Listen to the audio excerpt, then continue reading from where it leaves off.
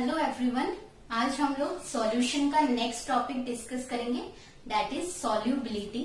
Solubility क्या होता है?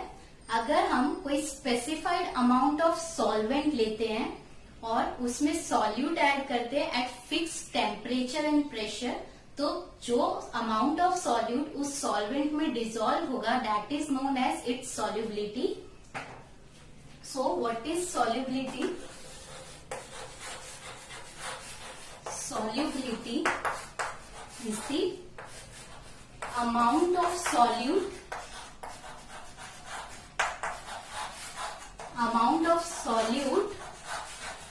dissolved in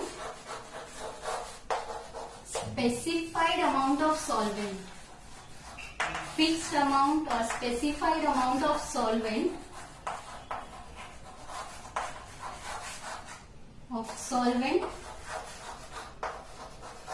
at specific temperature and pressure।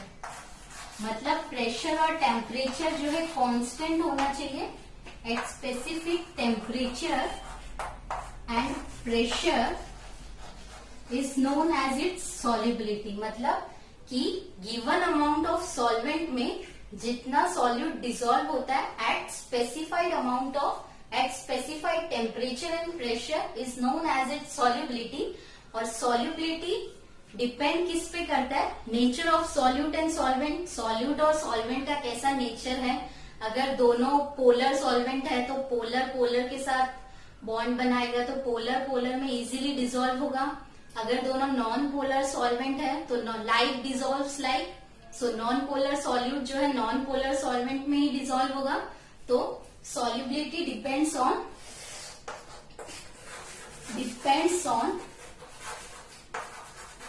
a nature of solute and solvent, nature of solute and solvent, और temperature पे भी depend करेगा। टेम्परेचर चेंज करते हैं तो सॉल्युबिलिटी भी चेंज होती है। आगे देखेंगे कैसे चेंज होता है। Depend on temperature and third is pressure. Pressure change करेंगे तो सॉल्युबिलिटी भी चेंज होगी। तो सॉल्युबिलिटी 3 फैक्टर्स पे डिपेंड करती है, nature of solute and solvent, temperature and pressure. अब हम लोग 2 केसेस स्टडी करेंगे, that is solubility of solid in liquid and solubility of gases in liquid. इन पे क्या इफेक्ट होगा सॉलिड का लिक्विड में अगर हम लोग डिसोल्यूशन करते हैं तो क्या इफेक्ट होगा, टेम्परेचर, प्रेशर, वो सब डिस्कस करना है। सो सॉल्युबिलिटी ऑफ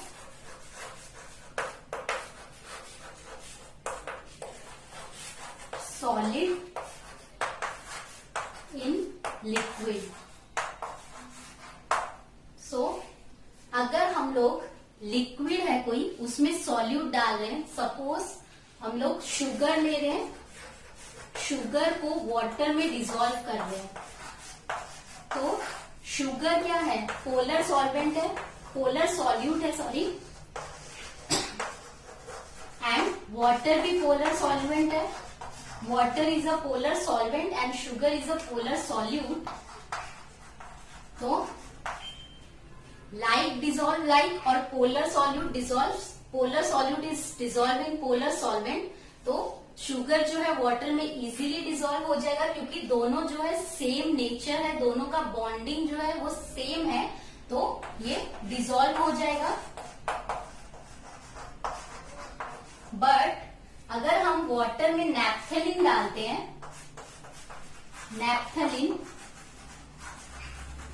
नैप्थेलिन क्या है? ये नॉन पोलर सॉल्यूट है, नॉन पोलर सॉल्यूट है, तो ये वाटर में डिसॉल्व नहीं होगा। तो इससे ये पता चलता है कि like only dissolves like, that is polar solute will dissolve in polar solvent and non polar solute will dissolve in non polar solvent. Naphthalene जो है बेंजीन में इजीली डिसॉल्व हो जाएगा क्योंकि बेंजीन जो है वो नॉन पोलर सॉल्वेंट है।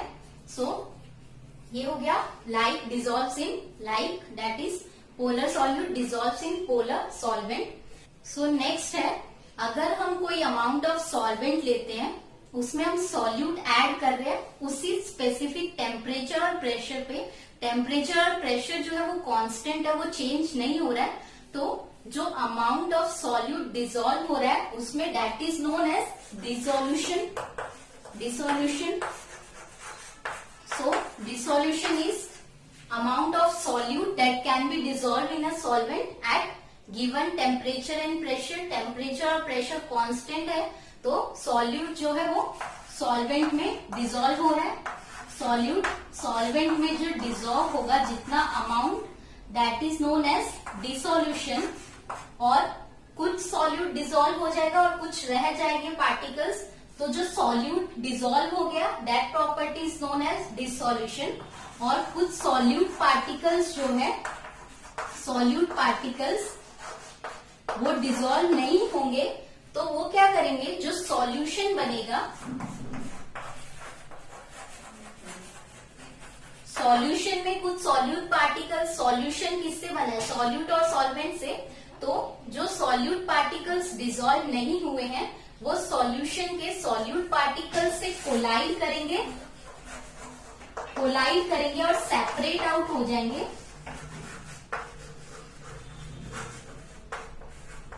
That property is known as crystallisation.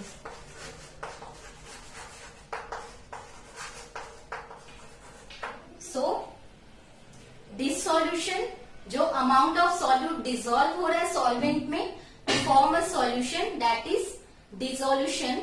और जो अमाउंट ऑफ सॉल्यूट डिसॉल्व नहीं हुआ है वो सॉल्यूशन के पार्टिकल्स, सॉल्यूशन में जो सॉल्यूट पार्टिकल्स है उससे कोलाइड करेंगे और सेपरेट आउट हो जाएंगे, that is known as crystallisation.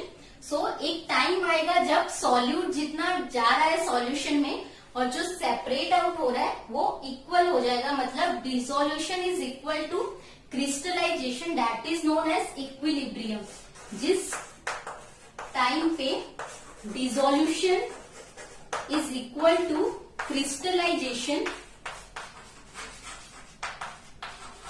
that is known as equilibrium।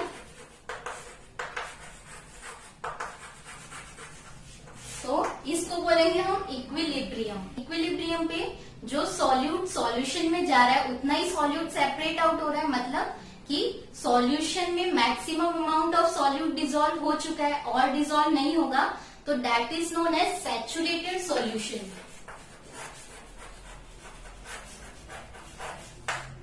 Saturated solution means specified temperature and pressure, और कांस्टेंट टेम्परेचर और प्रेशर पे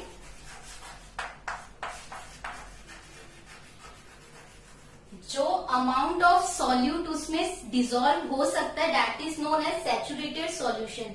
अगर हम लोग टेम्परेचर और प्रेशर चेंज नहीं करें तो उस सॉल्यूशन में और सॉल्यूट डिसॉल्व नहीं हो पाएगा, दैट इज इट सैचुरिटी, मतलब उतना मैक्सिमम सॉल्युबिलिटी है उससे आगे वो डिसॉल्व नहीं हो पाएगा उसमें, that is saturated solution. Means maximum amount of solute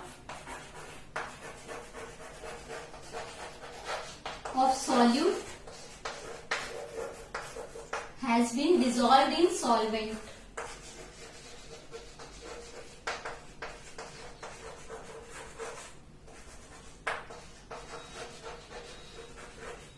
At specific temperature, अगर हम टेम्परेचर चेंज करते हैं तो फर्दर चेंज हो सकता है, बट अगर फिक्स टेम्परेचर पे जो मैक्सिमम सॉल्यूट डिसॉल्व हो चुका है सॉल्वेंट में that is known as saturated solution.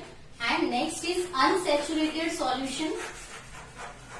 Unsaturated solution मतलब हम उसमें और डिसॉल्व कर सकते हैं, that is unsaturated solution. Saturated means उसमें और डिसॉल्व नहीं कर सकते, वो मैक्सिमम अपनी एबिलिटी हो चुकी है उसकी पूरी। एंड अनसैचुरेटेड में हम लोग और डिसॉल्व कर सकते हैं, that is unsaturated solution. More solute can be dissolve.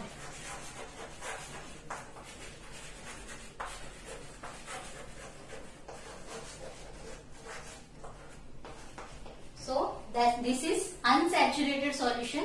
तो solubility यही है कि अगर हम कोई सॉल्वेंट में सॉल्यूट ऐड करते हैं at specified temperature and pressure is known as it solubility.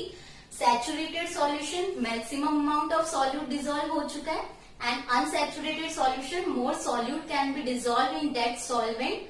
तो इक्विलिब्रियम पे अगर हम लोग जितना सॉल्यूट ऐड करते हैं उतना ही, मतलब इक्विलिब्रियम पे जितना सॉल्यूट सॉल्यूशन में जा रहा है उतना ही क्रिस्टलाइज्ड हो रहा है, तो वो इक्विलिब्रियम स्टेट आ गया, डायनेमिक इक्विलिब्रियम आ गया। मतलब उसी टेम्परेचर पे फर्दर कुछ सॉल्यूशन नहीं होगा, तो that is it saturated solution.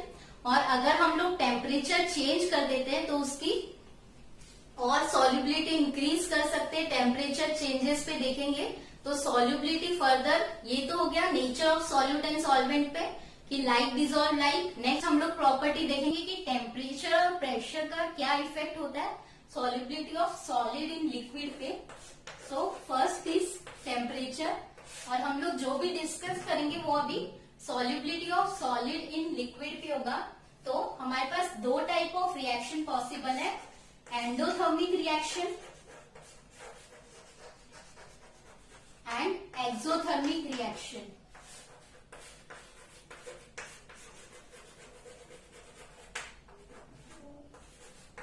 और ये जो इफेक्ट है वो ली चैटिलियर प्रिंसिपल पे बेस्ड है। It is based on Le Chatelier principle. Le Chatelier principle क्या कहता है कि अगर कुछ चेंज हो रहा है तो वो उस चेंज को फर्दर अपनी जो उसके लिए सुटेबल है उस जगह ले जाता है। तो अगर हमारा एंडोथर्मिक रिएक्शन है, endothermic reaction means delta H is positive. मतलब अगर हम लोग प्रोडक्ट फॉर्म कर रहे हैं तो वो क्या कर रहा है, एनर्जी एब्सॉर्ब कर रहा है, it is absorbing energy. Endothermic मतलब वही है कि एनर्जी एब्सॉर्ब कर रहा है, एब्सॉर्बिंग एनर्जी। तो अगर हम टेम्परेचर इंक्रीज करेंगे, किसी सिस्टम को अगर टेम्परेचर इंक्रीज कर रहे हैं तो उसकी हीट एनर्जी क्या होती है, इंक्रीज होती है। और increasing temperature heat energy increases. तो ली चैटिलियर प्रिंसिपल क्या कहेगा कि हमें हीट एनर्जी डिक्रीज करनी है, तो वो फर्दर उसको उस डायरेक्शन में ले जाएगा कि उसकी हीट एनर्जी डिक्रीज हो। मतलब सॉल्युबिलिटी, अगर हम लोग सॉल्युबिलिटी कर रहे हैं तो वो एंडोथर्मिक रिएक्शन है, मतलब उसकी सॉल्युबिलिटी प्रोसेस जो है वो एंडोथर्मिक है, मतलब एनर्जी एब्सॉर्ब करेगा तो उसकी सॉल्युबिलिटी इंक्रीज होगी। तो अगर हमारे पास और हीट एनर्जी होगा तो हम लोग इस प्रोसेस को, हीट एनर्जी को बैलेंस कैसे कर सकते हैं, बाय इंक्रीजिंग सॉल्युबिलिटी। अगर हम सॉल्युबिलिटी इंक्रीज कर देते हैं, अगर सॉल्युबिलिटी इंक्रीज कर देते हैं जो हीट एनर्जी सिस्टम में प्रोवाइड हुई है उससे, तो वो हीट एनर्जी कम हो जाएगी। सो यही चेंज आएगा, मतलब कि अगर टेम्परेचर इंक्रीज करेंगे तो सॉल्युबिलिटी इंक्रीज होगा। फिर से endothermic reaction and exothermic reaction, दो रिएक्शंस पॉसिबल है। तो अगर सॉल्युबिलिटी प्रोसेस जो है, सॉल्युबिलिटी हो रहा है वो एंडोथर्मिकली हो रहा है, मतलब वो एनर्जी एब्सॉर्ब कर रहा है इन सॉल्युबिलिटी, मतलब वो डिसोल्यूशन के टाइम पे एनर्जी एब्सॉर्ब कर रहा है। तो अगर हम लोग टेम्परेचर इंक्रीज करते हैं, तो टेम्परेचर इंक्रीज करेंगे तो सिस्टम को क्या कर रहे हैं, एनर्जी प्रोवाइड कर रहे हैं। टेम्परेचर इंक्रीज करेंगे तो heat energy of the system increases, तो वो क्या करना चाहेगा, ली चैटिलियर प्रिंसिपल के अकॉर्डिंग वो हीट एनर्जी क्या करेगा, अपने सिस्टम की कम करना चाहेगा। तो उसको कम करने के लिए वो सॉल्युबिलिटी इंक्रीज कर देगा, क्योंकि सॉल्युबिलिटी क्या था, एंडोथर्मिक प्रोसेस था। तो जो हीट एनर्जी एक्स्ट्रा है वो उसको सॉल्युबिलिटी में यूज कर देगा। सो सिंपल है, टेम्परेचर इंक्रीज करते हैं तो वो सॉल्युबिलिटी इंक्रीज करता है in case of endothermic reaction, and अगर टेम्परेचर डिक्रीज करेंगे तो सॉल्युबिलिटी डिक्रीज होगा। सो एंडोथर्मिक रिएक्शन के according if temperature increases solubility also increases in case of solubility of solid in liquid. Next है exothermic reaction. Exothermic reaction means delta H is negative, मतलब वो solubility के time पे energy evolve कर रहा है। तो टेम्परेचर इंक्रीज करेंगे, तो टेम्परेचर इंक्रीज करेंगे तो हीट एनर्जी फर्दर इंक्रीज होगी सिस्टम की, हीट एनर्जी इंक्रीजेस। तो हमें क्या करना है, हीट एनर्जी डिक्रीज करनी है। तो अगर सॉल्युबिलिटी डिक्रीज कर देंगे तो हीट एनर्जी डिक्रीज हो जाएगी, क्योंकि जो प्रोसेस है वो एक्सोथर्मिक है, वो एनर्जी रिलीज कर रहा है। अगर हम लोग सॉल्युबिलिटी और इंक्रीज कर देते हैं एक्सोथर्मिक के केस में, अगर हम लोग एक्सोथर्मिक के केस में सॉल्युबिलिटी इंक्रीज कर देंगे तो वो एनर्जी की पहले से ही इवॉल्व, इसके पास पहले से ही हीट एनर्जी एक्स्ट्रा थी, और अगर सॉल्युबिलिटी फर्दर इंक्रीज कर देंगे तो और हीट एनर्जी डेवलप हो जाएगी। तो लीच-एटिलियर प्रिंसिपल तो ये नहीं कहता है। तो इस केस में क्या करेंगे, हम सॉल्युबिलिटी डिक्रीज कर देंगे तो हीट एनर्जी क्या हो जाएगी, उसको कंपेंसेट कर देगा जो इंक्रीज हीट एनर्जी हुआ था बाय डिक्रीजिंग सॉल्युबिलिटी। सो यहाँ पे क्या होगा, सॉल्युबिलिटी डिक्रीज हो जाएगा। सो एक्सोथर्मिक रिएक्शन में हीट एनर्जी इवॉल्व हो रहा था, तो अगर हम सिस्टम का टेम्परेचर इंक्रीज करते हैं तो उसके पास हीट एनर्जी इंक्रीज हो जाएगी। तो हमें कुछ ऐसा प्रोसेस चाहिए कि वो हीट एनर्जी को डिक्रीज करे सिस्टम की।